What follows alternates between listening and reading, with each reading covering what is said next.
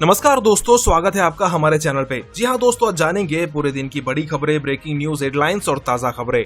और अगर आपने हमारे चैनल को अब तक सब्सक्राइब नहीं किया है तो सब्सक्राइब कर ले ताकि हमारे चैनल के सारे नोटिफिकेशंस आपको मिलते रहे। तो चलिए फटाफट शुरू करते हैं। अमित शाह का कठोर संदेश, कोरोना से लड़ाई में आपस में तलवार न खींचे उपराज्यपाल और केजरीवाल। जी हां दोस्तों, अमित शाह ने रविवार को एक बार फिर दिल्ली के मुख्यमंत्री अरविंद केजरीवाल और उपराज्यपाल अनिल बैजल और अन्य शीर्ष अधिकारियों के साथ बैठक कर राजधानी में कोरोना के मामलों पर हो रही प्रगति का जायजा लिया। माना जा रहा है कि इस बैठक के जरिए अमित शाह ने दिल्ली के उपराज्यपाल और मुख्यमंत्री अरविंद केजरीवाल को सख्त संदेश दिया है कि कोरोना की इस लड़ाई के बीच दोनों नेताओं के बीच कोई टकराव की स्थिति नहीं बननी चाहिए, क्योंकि इससे राजधानी में कोरोना की लड़ाई कमजोर पड़ सकती है और उसके आखिर में इसका खामियाजा दिल्ली की जनता को भुगतना पड़ सकता है। इसके पूर्व कम गंभीर मरीजों को होम आइसोलेशन में रखने के मुद्दे पर दोनों नेताओं मतलब कि उपराज्यपाल और केजरीवाल के बीच मतभेद उभर आया था। दिल्ली सरकार ने लक्षणहीन या फिर कहे कि माइल्ड केस वाले मरीजों को होम क्वारंटाइन करने की रणनीति अपनाई हुई थी, जबकि उपराज्यपाल ने सभी मरीजों को अनिवार्य रूप से 5 दिन के क्वारंटाइन सेंटर पर बिताने संबंधित फैसला किया था। हालांकि इस बैठक के बाद आम आदमी पार्टी ने कहा कि राजधानी में कोरोना की लड़ाई पूरी मजबूती के साथ लड़ी जा रही है, इसमें केंद्र से पूरा सहयोग मिल रहा है। आज गृह मंत्री अमित शाह के साथ हुई बैठक में कोरोना संक्रमण वाले क्षेत्र में सघन कॉन्टेक्ट ट्रेसिंग और मेडिकल सेवाओं को और ज्यादा मजबूत करने पर विचार किया गया है। दिल्ली सरकार ने राजधानी में 30 जून तक 1000 एम्बुलेंस वाहन सेवा में लगाने का निर्णय लिया है। आपको बता दें कि दिल्ली में कोरोना के केसेस बहुत बड़ी मात्रा में बढ़ रहे हैं और एक समय ऐसा लग रहा था कि केजरीवाल की सरकार कोरोना को रोकने में एकदम विफल साबित हो चुकी है, लेकिन अमित शाह के इंटरफियर करने के बाद ऐसा लग रहा है कि दिल्ली की जनता ने कोरोना के खिलाफ जो लड़ाई है वो तेज हो चुकी है और जैसा लगता है कि अमित शाह ने दिल्ली की जनता को कोरोना के खिलाफ लड़ने के लिए एक नई आशा दे दी है। चीन पर नकेल कसने के लिए मोदी सरकार तैयार, घटिया चाइनीज सामानों पर लगेगी रोक। जी हां दोस्तों, केंद्र सरकार ने चीन के घटिया क्वालिटी के प्रोडक्ट्स पर शिकंजा कसने की कवायद शुरू कर दी है। सरकार ने उद्योग जगत से उन सभी प्रोडक्ट्स का ब्यौरा मांगा है। हालांकि सूत्रों ने कहा है कि इस कवायद का मकसद घरेलू प्रोडक्शन को बढ़ावा देना है। सूत्रों के मुताबिक प्रधानमंत्री कार्यालय में हाल ही में चीन पर आयात निर्भर घटाने और आत्मनिर्भर भारत को बढ़ावा देने पर उच्च स्तरीय बैठक आयोजित की जा चुकी है। सरकार ने उद्योग जगत से 2014-15 से 2018-19 के बीच हुए इंपोर्ट यानी कि आयात का ब्यौरा भी मांगा है। सरकार ने चीन से आयात के साथ भारत में भी बनने वाले प्रोडक्ट्स का ब्यौरा और स्थानीय मूल्य भी पूछे गए हैं। आपको बता दें कि हरियाणा सरकार ने यमुनानगर थर्मल प्लांट के लिए चीनी कंपनियों को दिए गए 825 करोड़ रुपए के ठेके को रद्द कर दिया है। मुंबई के धारावी में धीमी हुई कोरोना वायरस संक्रमण की रफ्तार, केंद्र ने भी की तारीफ। जी हां दोस्तों, एशिया की सबसे बड़ी झुग्गी बस्ती धारावी में कोरोना वायरस के प्रसार में कमी दर्ज की गई है। यहां कोरोना के मामले दोगुने होने की दर में काफी सुधार देखने को मिला है।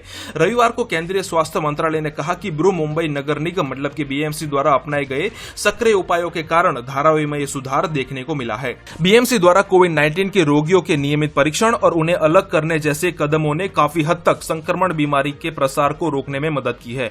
स्वास्थ्य मंत्रालय ने कहा कि महाराष्ट्र सरकार और बीएमसी ने कोविड-19 को लेकर गाइडलाइन का बखूबी पालन किया, जिससे यहां सकारात्मक परिणाम मिले हैं। आपको बता दें कि मुंबई का धारावी बहुत सघन आबादी वाला क्षेत्र है। यहां प्रति वर्ग किलोमीटर क्षेत्रफल में करीब 2,27,136 लोग रहते हैं। ऐसे में यहां कोरोना संक्रमण का प्रसार बहुत तेजी से हो रहा था। यहां की 80% जनसंख्या सार्वजनिक शौचालयों का इस्तेमाल करती है और छोटे छोटे कमरों में 8 से 10 लोग रहते हैं। ऐसी स्थिति में सोशल डिस्टेंसिंग रखना नामुमकिन जैसा है। ऐसी परिस्थितियों में बीएमसी के सामने वहां कोरोना का प्रसार नियंत्रित करना बड़ी चुनौती थी। इन हालात में यहां कोरोना का प्रसार रोकने के लिए बीएमसी ने ट्रेसिंग, ट्रैकिंग, टेस्टिंग और ट्रीटिंग के फॉर्मूले पर काम किया। बीएमसी के आंकड़ों के अनुसार 19 जून को धारावी में कोविड-19 के 17 नए मामले मिले थे। वहीं अगले दिन यानी कि शनिवार को कोरोना के महज 7 नए मामले सामने आए, जो कि अब तक के सबसे कम आंकड़ा है। फिलहाल धारावी में कोरोना वायरस के संक्रमण के कुल मामलों की संख्या 2158 है। इनमें से 1057 रोगी ठीक भी हो चुके हैं। इसके अलावा यहां कोरोना से होने वाले मौतों का आंकड़ा 80 हो गया है। देश की आर्थिक राजधानी मुंबई में एक समय कोरोना वायरस का हॉटस्पॉट रहे धारावी में पिछले 4 सप्ताह से नए मामलों में लगातार कमी आ रही है। दिल्ली में इधर उधर थूकने, मास्क न लगाने पर 680 लोगों पर एफआईआर। जी हां दोस्तों, दिल्ली में कोरोना संक्रमण से हालात बिगड़ते जा रहे हैं। महाराष्ट्र और तमिलनाडु के बाद दिल्ली कोरोना संक्रमण के मामले में देश में तीसरे स्थान पर पहुंच गई है। इसके बावजूद लोग स्वास्थ्य नियमों का कड़ाई से पालन नहीं कर रहे। सार्वजनिक जगहों पर थूकने एवं मास्क न लगाने के प्रति लोग अभी भी लापरवाही बरत रहे हैं। यही कारण है कि दिल्ली पुलिस ने अब अपना रुख कड़ा कर लिया है। अब कोरोना काल के नियमों का पालन न करने वालों पर सख्ती से मामला दर्ज किया जा रहा है और उन पर जुर्माना भी लगाया जा रहा है। दिल्ली पुलिस द्वारा दी गई जानकारी के मुताबिक रविवार को 680 लोगों पर कोरोना काल के नियमों का पालन न किए जाने के कारण कार्रवाई की गई है। इसमें सार्वजनिक जगहों पर थूकने, मास्क न लगाने और शारीरिक दूरी न बनाने के मामले भी शामिल है। जानकारी के मुताबिक इन मामलों में अब तक कुल 7,587 लोगों पर मामले दर्ज किए जा चुके हैं। चीनी कंपनियों को बहुत बड़ा झटका, महाराष्ट्र सरकार ने 5,000 करोड़ रुपए के समझौते पर लगाई रोक। जी हां दोस्तों, भारत और चीन के बीच लद्दाख की गलवान घाटी में हुई हिंसक झड़प में सेना के 20 जवानों के शहीद होने के बाद चीन को लेकर देश भर में गुस्सा है। लोग चीनी सामानों का बहिष्कार कर रहे हैं। सरकार भी जहां तक संभव है चीनी कंपनियों से अपने करार को खत्म कर रही है। इसी कड़ी में महाराष्ट्र सरकार ने 3 चीनी कंपनियों के साथ किए गए लगभग 5,000 करोड़ रुपए के प्रोजेक्ट समझौते पर रोक लगा दी है। महाराष्ट्र सरकार ने हाल ही में हुए मैग्नेटिक महाराष्ट्र 2.0 निवेश सम्मेलन में चीनी कंपनियों के साथ 3 समझौते पर हस्ताक्षर किए थे।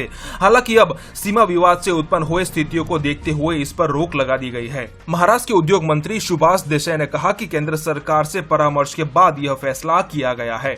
देसाई ने कहा कि विदेश मंत्रालय ने चीनी कंपनियों के साथ आगे किसी भी समझौते पर हस्ताक्षर नहीं करने की सलाह दी है। RIL ने रचा इतिहास, बनी 150 अरब डॉलर मतलब कि 150 बिलियन डॉलर की बाजार हैसियत वाली पहली भारतीय कंपनी। जी हां दोस्तों, रिलायंस इंडस्ट्रीज लिमिटेड सोमवार को शेयर बाजार में कारोबार की शुरुआत में तेजी के साथ होने पर 150 अरब डॉलर का बाजार पूंजीकरण हासिल करने वाली पहली भारतीय कंपनी बन चुकी है।